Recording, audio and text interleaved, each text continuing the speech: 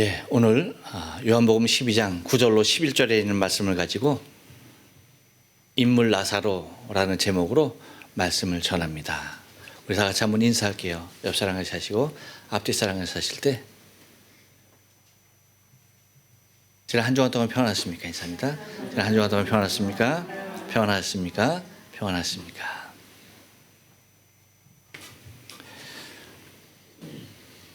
여러분 어떻습니까? 코로나 시대 1년을 지나고 보니까 코로나로 인하여서 가장 힘든 것이 무엇입니까?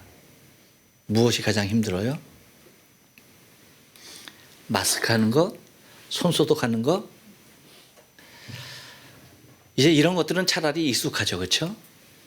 어디에서나 마스크, 어디에 가서나 손 소독. 이것은 우리에게 이제는 너무나 익숙한 일상이 되어버리고 말았습니다. 전혀 힘들게 느껴지지 않죠. 오히려 뭐예요? 열심히 마스크하고 손 소독하니까 오히려 감기가 전혀 걸리지 않아요. 저도 1년에 한두 번은 꼭 감기를 치르는 사람인데 코로나 이후에 아직까지 한 번도 감기에 걸리지 않았어요. 근데 어제 이제 봄이니까 따뜻하지 하고 싶어서 제가 긴팔을 입고 자야 하는데 긴팔을 안 입고 그냥 자갖고 감기 기운이 지금 오히려 있는 것 같은 느낌이 들어요.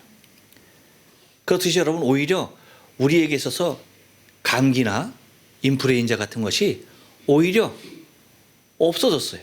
너무 강력한 놈이 나오다 보니까 나머지 찌질한 것들은 다 그냥 어디로 갔는지 명함도 못 내미는 그러한 모습을 보게 합니다. 그러니까 오히려 뭐 마스크나 손소독 같은 거는 절대 힘든 일이고 그런 일이 아닌 것입니다. 그런데 여러분 정말 우리를 힘들게 하는 것이 무엇입니까? 그것은 관계이지 않나 싶습니다. 관계가 점점 힘들어지고 어려워지고 있습니다. 만나고 싶지 않은 사람들은 차라리 코로나 시대 때문에 아주 좋은 명분을 줬어요. 그렇죠? 코로나 때문에 뭘 만나 그냥 됐어. 하지만 여러분 우리의 삶 가운데 정말 이렇게 피하고 싶은 사람은 얼마나 됩니까? 별로 없잖아요. 모든 사람이 다 뭐예요? 보고 싶고 만나고 싶고 또한 함께 있고 싶은 그러한 그리운 사람들이 아닙니까? 특별히 우리와 같이 이렇게 타국에서 사는 우리로서는 보고 싶은 사람을 보지 못하는 그 애틋함은 더 크고요. 여기에 더 힘들어하는 우리의 모습을 우리는 발견하게 됩니다. 누가 결혼식을 한다 한들 달려가서 축하를 해줄 수가 있습니까? 부모님이 아프신다 한들 달려가서 뵐 수가 있습니까? 결국에는 살아서는 보지 못하고 죽어서야 보게 되는 일들이 우리에게 너무 자연스러운 일이 되어버리고 말았어요. 여러분 하나님 나라 천성 입성하는 것이 무슨 예고제입니까? 나 몇 월 며칠 날 들어갈 테니까 너 미리 와라. 여러분 그렇습니까? 아니잖아요. 주님이 언제 부를지 모르시잖아요. 그러니까 불편하셔도 몸이 아프셔도 설마 하고 그냥 이렇게 있다가 아니면 또 건강한 모습으로 잘 계시다가 어느 날 갑자기 부고의 소식을 듣는 것입니다. 그리고 부랴부랴 나가서 생전의 모습을 보지 못하고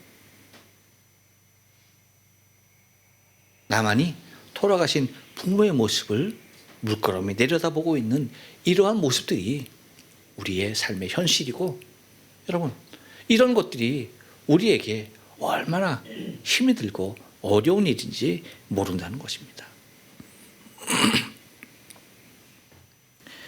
그러다 보니 정말 만나고 싶을 때 만나고 보고 싶을 때 보고, 그러한 것들이 얼마나 감사한 일이었는지. 여러분은 지금 누가 생각이 나십니까? 누굴 만나고 싶습니까? 여러분에게 그리워지는 사람이 누구입니까?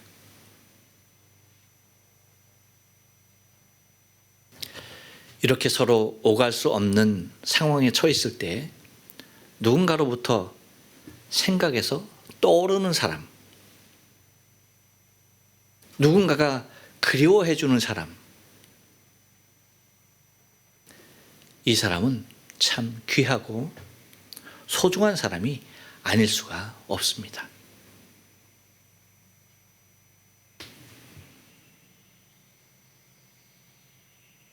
성경에 오늘 본문에 나사로는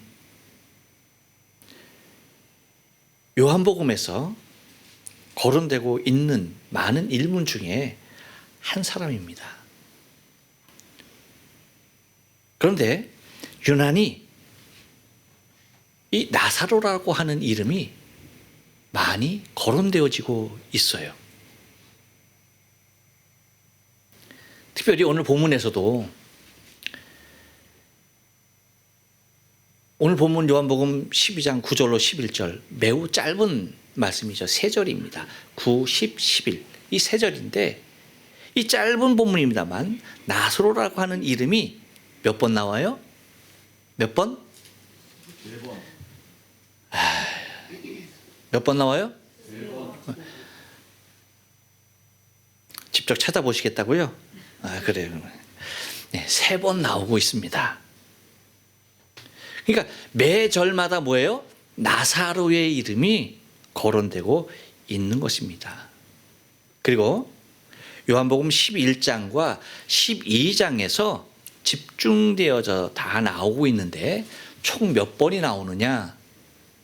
그거 여러분 오늘 세지 마시고요. 집에 가서 세시고요. 몇 번입니까? 몇 번? 그렇죠. 어떻게 하셨어요? 그래요. 하여튼 눈치는 구단이야. 14번 나옵니다. 물론 그의 누이들 마르다와 마리아도 마찬가지로 함께 많이 등장해요. 그래서 마르다는 몇 번? 그렇지. 마리아는 몇 번? 그렇지. 그렇게 등장하게 됩니다. 그런데 여러분, 나사로에게 있어서는 한 가지 특징이 있어요. 혹시 그것이 여러분 무엇인지 아십니까? 아시는 분, 제가 상 줄게요. 나사로의 이름이 14번이 나오는데 마르다 마리아에 비해서 이 나사로의 특징이 하나 있습니다. 뭘까요? 뭘까요?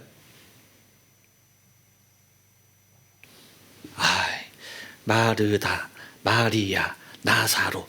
똑같이 세자네. 그것도 아니고. 뭐예요, 여러분? 제가 말씀을 드릴게요. 제가 준비한 상이 없어서 그냥 말씀드릴게요. 그것은 뭐요? 뭐요? 뭐요? 그냥 혼잣말 하신 거예요? 네. 발표하려고 하는데 또 혼잣말을 하세요. 자, 뭐냐면 여러분, 제가 얘기하면 그런가 할 거예요. 뭐냐면 다른 것이 아닙니다. 그것은 나사로가 14번에 걸쳐서 그의 이름이 거론되어지고 있지만 그는 단 한마디의 말도 기록되어지고 있잖아요. 단 한마디의 나사로의 말은 한마디도 나와 있지 않다는 거예요. 나사로가 아무 말도 안 했을까요?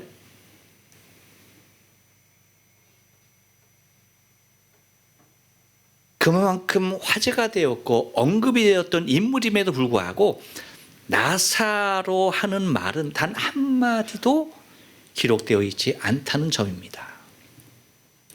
왜요? 여러분, 나사로가 살아난 이후에 그 충격이 하도 커서 실어증이 걸렸을까요? 말 못하는 병이 걸렸을 것 같아요? 그럼 예수님께서 능력은 살리는 데까지고 말하게 하는 데까지는 아니에요?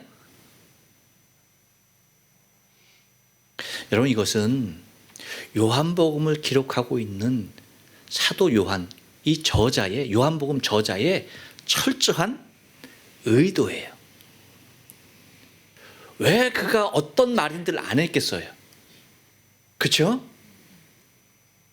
많은 사람들이 나사로에게 무엇인가 물어보고 싶은 거 없었을까요? 왜 없어요? 오히려 더 많지. 그런데 그 어떤 말도 나사로의 말은 기록하고 있지 않다는 것입니다. 어떤 의도일까요? 정작 살아난 사람이 아무 말 없이 큰 비중을 차지하고 있는 것은요, 효과의 극대화에 있는 거예요. 무슨 얘기지 아십니까, 여러분? 자신의 무엇인가 의사를 표현하려고 할 때의 한마디의 말보다는, 10마디의 말보다는 한마디도 없는 침묵이 오히려 뭐예요? 더 강력한 메시지를 전하는 논리입니다. 이것은 봉준호 감독의 기생충보다도, 정의삭 감독의 미나리보다도 엄청나게 극대화된 반전의 효과가 들어져 있는 것이라는 얘기입니다. 여러분, 요즘도 죽었다가 다시 살아나는 임사 체험을 하는 사람들이 많이 있습니다. 그런데 여러분, 그들이 침묵합니까? 절대 침묵하지 못해요. 자기가 체험한 그 사실에 대하여서 말하지 아니하고서는 못 배기는 것입니다. 나사로인들, 그렇게 직접 죽었다가 살아난 나사로인들, 그가 체험한 것들이 없었을까요?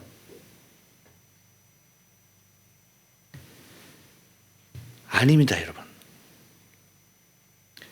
여기에는 분명한 요한의 의도가 있다는 것입니다. 무엇일까요? 엄청난 무엇인가가 숨어 있다라고 생각하십니까? 다른 것 아니에요. 예수님과도 같이 많은 사람들이 예수를 그리스도로 믿게 하기 위한 매우 절제된, 하지만 매우 극화된 모습을 침묵이라는 것을 통해서, 다시 살아난 본인의 침묵이라는 사실을 통해서 뭐 하는 겁니까? 더 확실하게 부각시키고 있다는 사실입니다.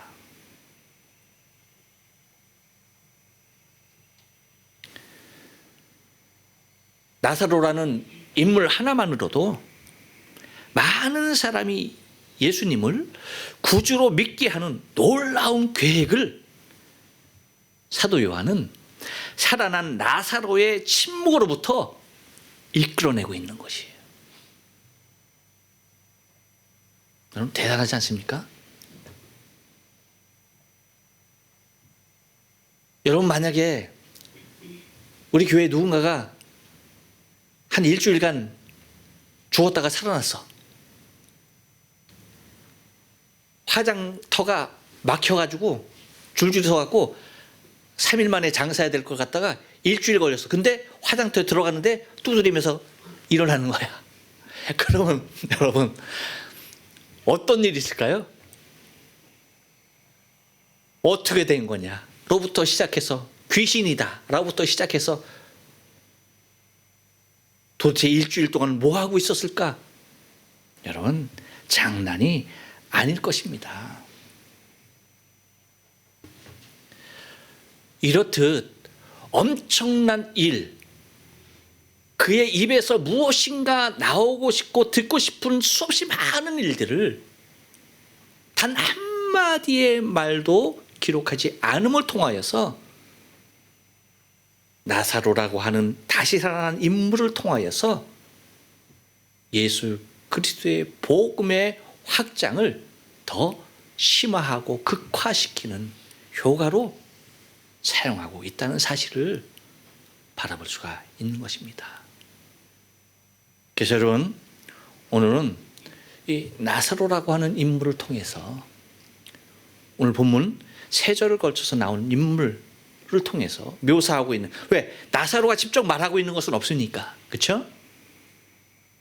요한이 말하고 있는 이 나사로의 상황을 통하여서 우리가 나사로가 어떤 인물이었는지 우리가 좀 살펴보면서 은혜를 나누기를 원합니다. 먼저 한번 따라서 합니다. 죽었다가 살아난 사람입니다. 예, 여러분 9절 말씀 다 같이 한번 읽어봅니다. 시작. 유대인의 큰 무리가 예수께서 여기 계신 줄 알고 오니 이는 예수만 위함이 아니요 죽은 자 가운데서 살리신 나사로도 보려 함이로라. 예, 우리 개역 한글에는 예수만 위함이 아니요라고 나왔는데 개역 개정에는 예수만 보기 위함이 아니요라고서 이제 그 본다라고 하는 데에 말을 이제 더 자세히 넣고 있습니다. 곧 죽었다가 살아난 사람이에요. 나사로가 누구라고요? 죽었다가 살아난 사람. 곧 특별한 경험의 소유자입니다. 죽음이라고 하는 인생의 마지막 길을 많은 사람들의 애도에 쌓여서 무덤에 들어갔다가 자신의 슬픔을, 자신의 죽음을 슬퍼하는 많은 이들의 보는 바로 그 눈앞에서 자신의 발로 그 무덤을 걸어 나온 사람이 나사로예요. 여러분, 이것이 아무나 할 수 있는 경험입니까? 아니죠. 아무나 하지 못하는 경험이죠. 만약에 여러분이 이러한 경험의 주인공이라면 어떨까요? 이 정도의 경험이라면 자신의 이름과 명예를 위하여 살 수 있는 사람들이 엄청 많습니다. 왜? 보편적인 체험이 아니거든요. 누구나 할 수 있는 일이 아니거든요. 정말 특별한 경우거든요.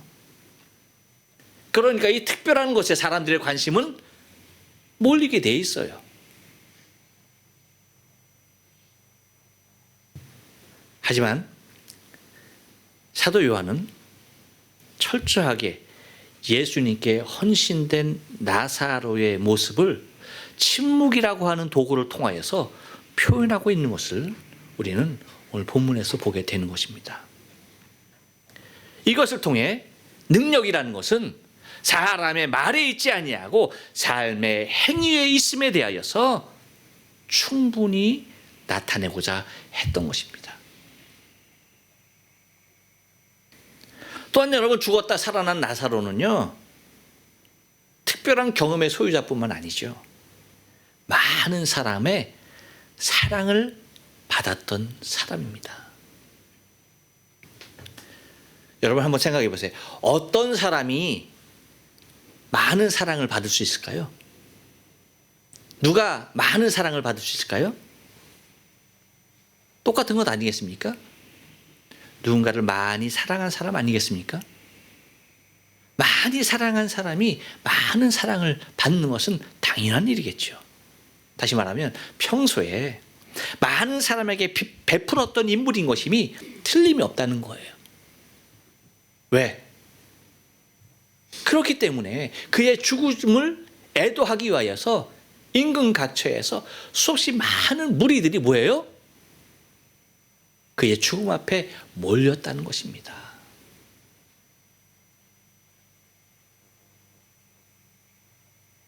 이렇듯 그가 평소에 어떤 삶을 살았는지에 대해서 우리는 짐작해 볼 수 있는 것이라는 사실이에요. 그래서 봐요. 큰 무리가 뭐예요? 큰 무리가라고 얘기했잖아요. 큰 무리가.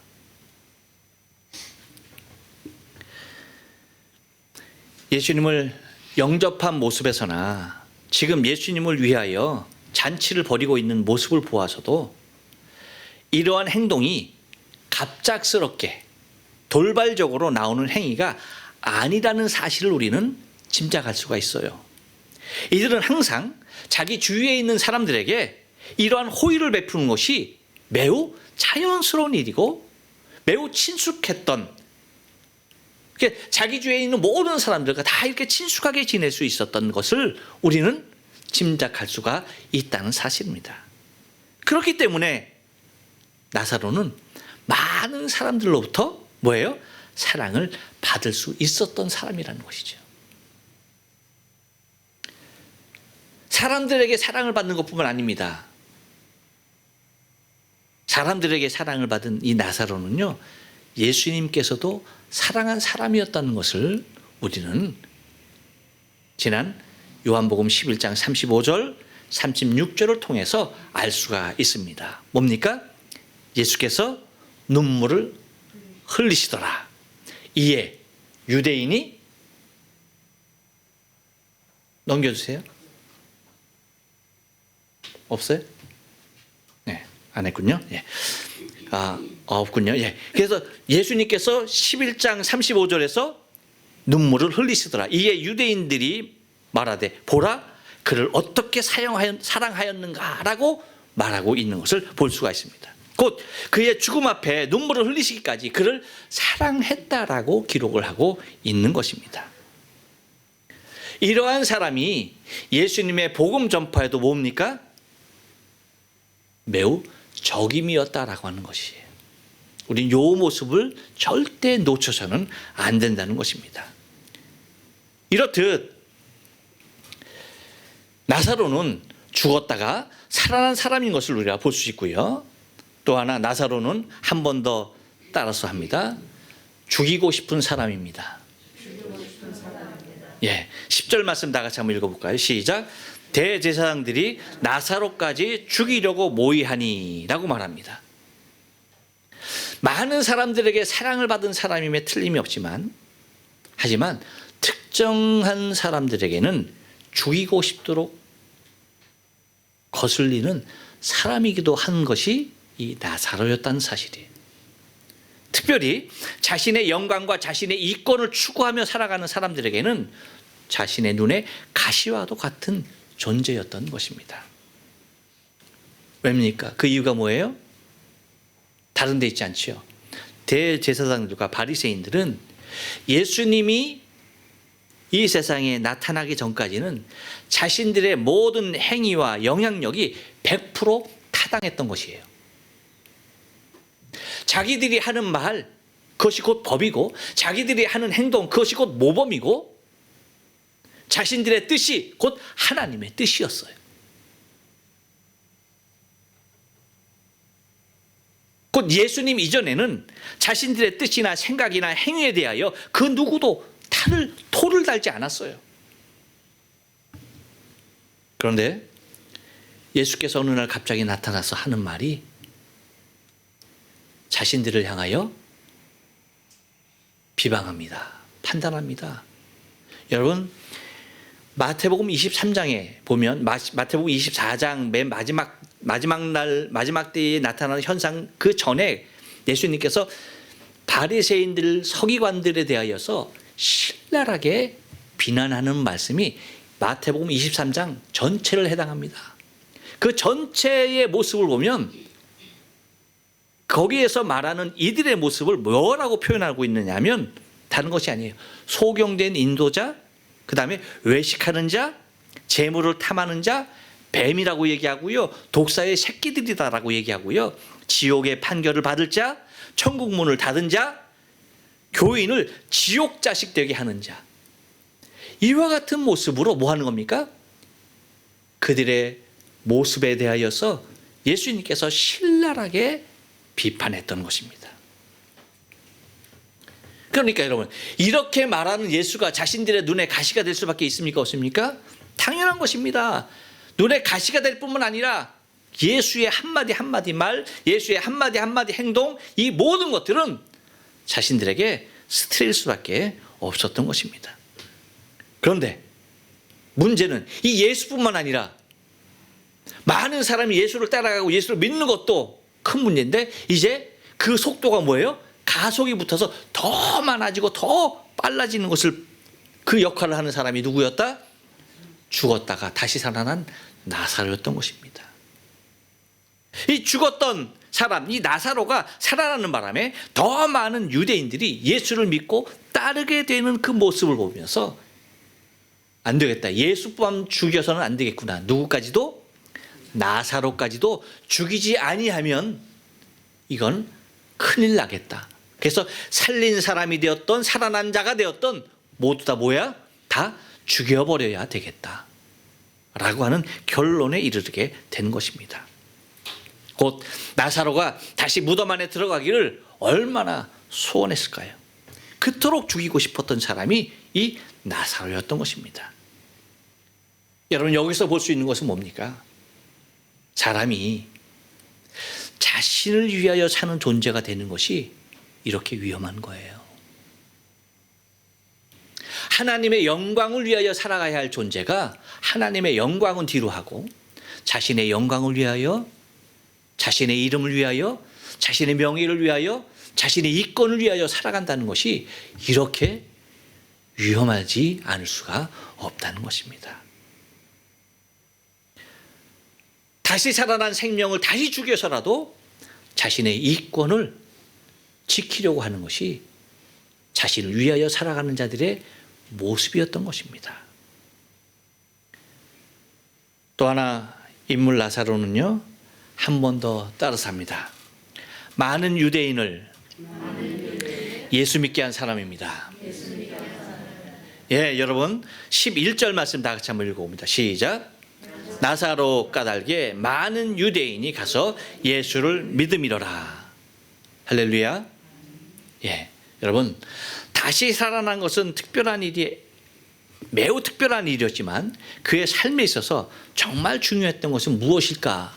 이 모습을 생각하게 하는 대목입니다. 여러분, 다시 살아나는 거 매우 특별한 일이죠. 하지만 이 나사로의 삶에 있어서는요, 다시 살아나는 것이 결코 중요했던가? 물론 중요하지. 하지만 이것이 그의 생명의 전체가 아니었다는 거예요. 무엇입니까? 평소의 삶이었던 것입니다. 우리는 때로 특별한 삶을 원할 때가 종종 있습니다. 하지만 여러분, 특별한 것보다는 사실은 더 중요한 것이 평소의 삶이에요. 평소의 삶이 우리의 인생에 있어서 가장 중요한 모습입니다. 여러분, 한번 생각해 볼까요?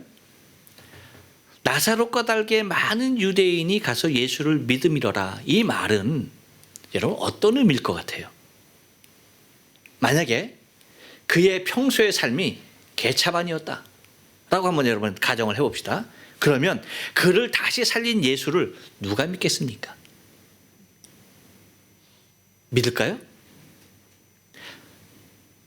나사로가 아주 개차반의 삶을 살았다고 한다면 나사로의 죽음을 보고 뭐라고 했을까요? 사람들은 야, 나사로 너 참 잘 죽었다.